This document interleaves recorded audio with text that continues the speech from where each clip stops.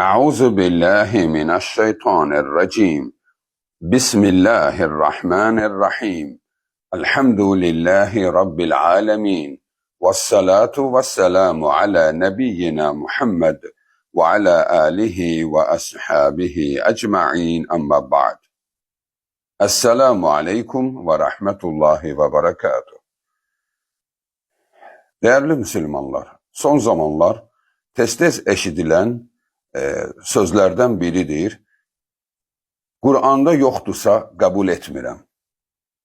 Kur'an'da varsa onu göster. Kimi güya ki bunlar sırf Kur'an'la giderek Kur'an'a tabi edirlər.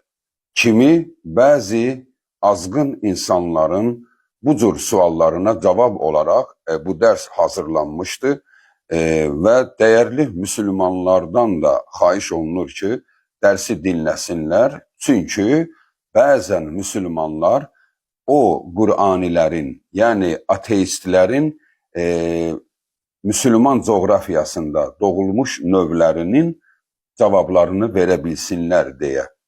Değerli Müslümanlar, evvelen biz, yani bu hisse Müslümanlara müraciətdir. Yani o dinsizlere değil. Ümumiyyətlə yadda saxlayın. O şəxslər ki bize Kur'an lazımdır. Peygamber sözü, hadis, biz bunları tanımırıq. Belə bir insan varsa o insan hemen durumda Müslüman değil. Bəli, yani Müslüman sözü yani kim kime istedi verebileceği ifade değil. Müslüman Allah'ın bir dəstə insanı şərəfləndirdiyi addır. Ona göre de Kur'an'ı kabul eyleyirəm güya deyip de Resulü bundan ayıran adam Müslüman değildir. Siz bunu bir sinif kimi yadda saxlayın. Ona göre de size səslənirəm Müslüman bacı qardaşlarıma. Değerli insanlar, ehtiyatlı olun. Dininizde möhkəm olun. Her şəxsin ağzından eşittiği sözün təsirinə düşməyin. Yani həqiqətən də Kur'an'da olmalıdır da. Xeyr. Evvelen kim desə ki Kur'an'da her şey var, xəta edir. Ayədir bu. Ayə var.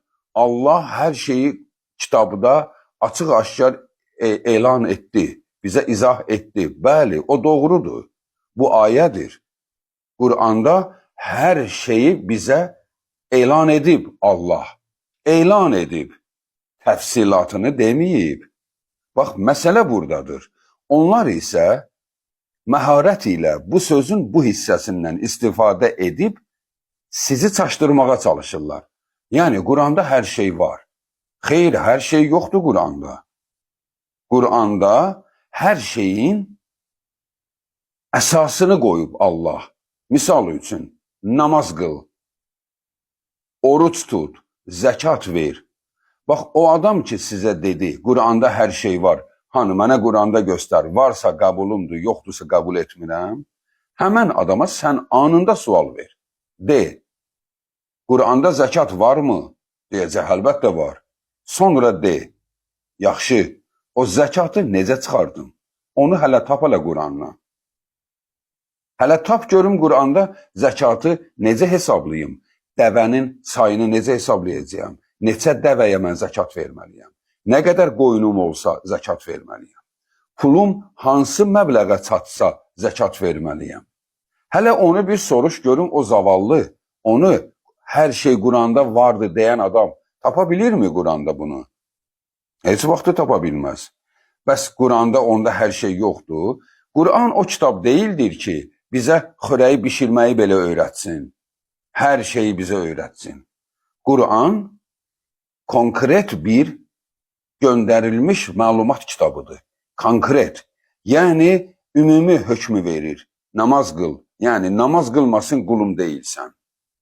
Bəs namazı necə qılım? Ey Rəbbim, bəli, Allah bizi yönəldir Rəsula. Peyğəmbərə. Həşr surəsi 7-ci ayə. وَمَا أَتَاكُمُ الرَّسُولُ فَخُذُوهُ وَمَا نَهَاكُمْ عَنْهُ فَانْتَهُ. Resuluma müraciət edin. O size neyi verirse alın. Yani neyi emir edir, onu edin. Neyi qadağan edir, ondan uzaq durun. Bax, deməli Allah Bizə ümumi hökmü dedi, təfsilatı dedi, Rəsuluma müraciət eləyin. Hele ona göre peygamber gelip de değerli insan. Eğer her şey Kur'an'da var idisə, hele Allah Kur'an'ı endirərdi, deyərdi, ey kullarım, gedin bu kitabı götürün, oxuyun, kim düzəlsə cənnətə, kim düzəlməsə cəhənnəmə gedəcək. Peygamber niye gönderdi? Niye peygamber bunu təfsilat edirdi, izah eyləyirdi? Niye peygamber Kur'an'ın ayələrini həyatında yaşayırdı? Səbiri necə edərlər?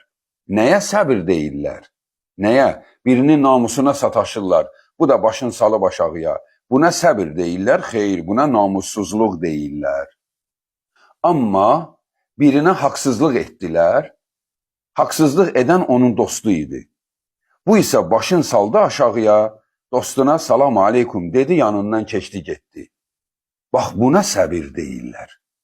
Rasullar bize bunu həyatlarıyla izah elədilər. Yoxsa Kur'an'da deyib səbirli ol. Amma nedir səbir? Nedir həyasızlıq? Bunu Allah'ın Resulları bize izah ediblər ki, bu əməl həyasızlıqdır. Bu əməl gözəllikdir. Resul bize izah edib. Ona göre de değerli Müslümanlar, ateistler, yani Allah yoktur diyenler, Müslümanların içine girerek özlerini Müslüman qiyafəsində gösterip Allah ile peygamberin arasını ayırmağa çalışırlar. Çünkü bilirler ki bunların arası ayrılandan sonra insanlar çaşbaş kalacak. Onların hele özü çaşbaş kalıp ha. Çünkü onlar bu işin evvelinde deyirdiler ki Kur'an'da her şey var. Sonra onlara insanlar deyəndə ki bəs namazı necə qılaq? Onlar dediler necə istəyirsən belə qıl. Bax, hele bu namaz qılma deməkdir. Necə istəyirsən belə qıl. Belə şey olar. Resul insanların ellerinden tutup bir gösterirdi. Rukunu belə ederler. Səcdəni belə ederler. Necə yani necə istəyirsən belə et. Bəli, ona göre de değerli insanlar. Onların her sözüne uyup da yanlışlığa düşmek lazım değil. Onların fitnelerinden biri de budur ki, oğlan uşaqlarını xitan edirlər. Yani oğlan uşaqları doğulandan sonra cinsiyetinden biraz dəri götürülür. Yani her evde olan oğlan uşaqlarında bu görülüb Müslüman ailelerinde. Ve onlar deyirlər, bu Kur'an'da yoktur. Bunu etmeye de ehtiyac yoktur ve belə deyirlər. Allah her neyi mükemmel yaratmayıb mı? Yani Allah her neyi mükemmel, insanı mükemmel yaradıp. Sen niye ondan götürürsen ki? Hele lazım olsaydı Allah götürerdi. Bak, hemen adama yerinde cevabını ver. Değerli Müslüman, ona de. Evvelan bunu Allah'ın Resulları bize başa salıp. İbrahim peygamber edip bunu. Bunu İbrahim aleyhisselamdan sonra bütün peygamberler edip ve Muhammed peygamber de bunu bize sünne olarak, adet olarak koymuştu. Peygamber hadisleri de sahihdir ve ümmetin de arasında meşhur, yayılmış adettir. Biz bunu peygamberden öğrenmişiz. Bir. İki. Eğer her ne mükemmeldirse, Allah heç neyi eski artık yaratmayıbsa, onda o adama de, niye başını qırxırsan müəyyən həddə çatandan sonra? Allah mükemmel yaradır da. Niye kesel eləyirsən başını? Və yaxud da ki, saçını azaldırsan? Və yaxud da ki, niye hamamda çimərkən bədən təmizliyi edirsən? Qasıqlarını təmizləyirsən, qoltuqlarını təmizləyirsən. Niye təmizləmə də bunları onda? Allah hər nəyi yarattığı kimi qalmalıdırsa, bırak qoy onlar da öz olduğu yerində uzansınlar, devam etsinler. Niye uşaqların süt dişləri çəkilir? Allah yaratmıştı da. Deməli, hər nə Allah'ın yarattığına, hansına toxunmaq lazımdır, hansı yerində qalmalıdır, onu da bize Allah Resulları vasitəsilə izah etmişti. Allah'ın Resulü bize demişti, qaşlarınıza toxunmayın, qaşlarınızı qırxmayın. Hələ bunun elmi izahı var, onu versək dərs uzun olar. Qaşa toxunmaq nə deməkdir? Bunun elmi izahı var. Qaş dediyin ne kadar mühim rol oynayır insan anatomiyasında. Resul da deyib, ona toxunmayın, qaşlarınıza dəyməyin. Heç bəlkə də Resul o zaman bilmirdi səbəbi nədir. Allah ona izah etmişdi, o da bizə izah edirdi. Amma həmən Rəsul bizə deyir, qasıqlarınızı təmizləyin, qoltuqlarınızı təmizləyin.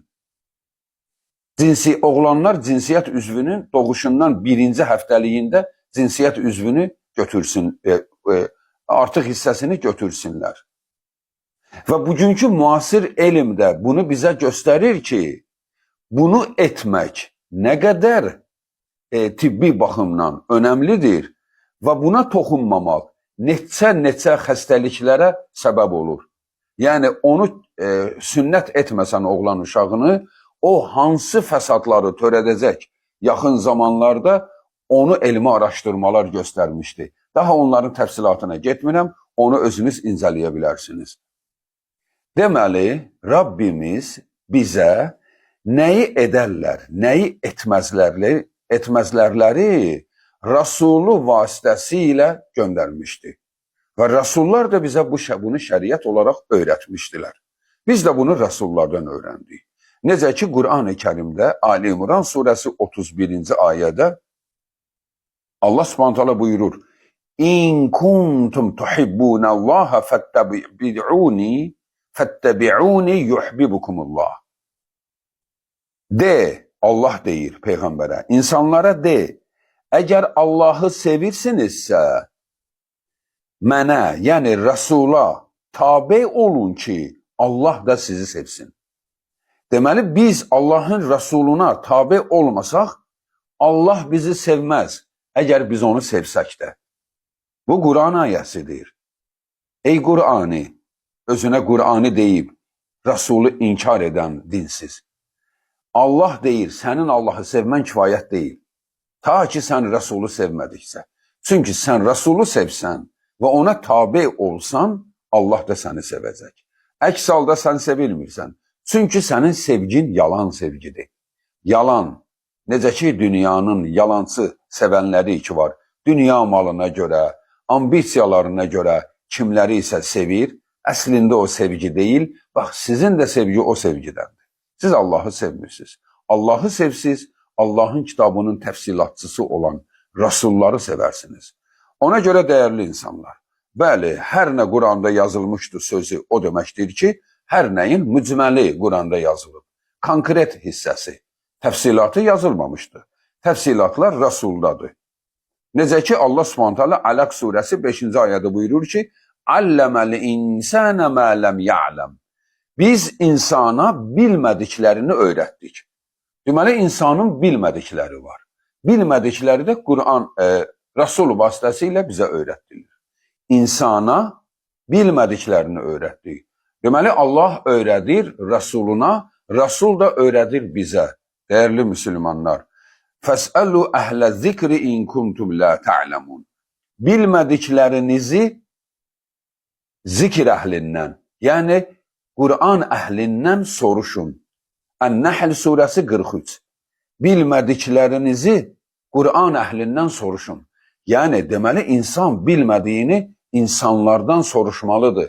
Və insanlar da ona Rəsullardan gələnləri təfsilatlı izah etməlidir. Ona görə mənə Qur'anda yoxdur, qəbul etmirəm sözü, Qur'anı qəbul etmirəm deməkdir. Vəssalamu aleykum və rəhmətullahi və bərəkatuhu.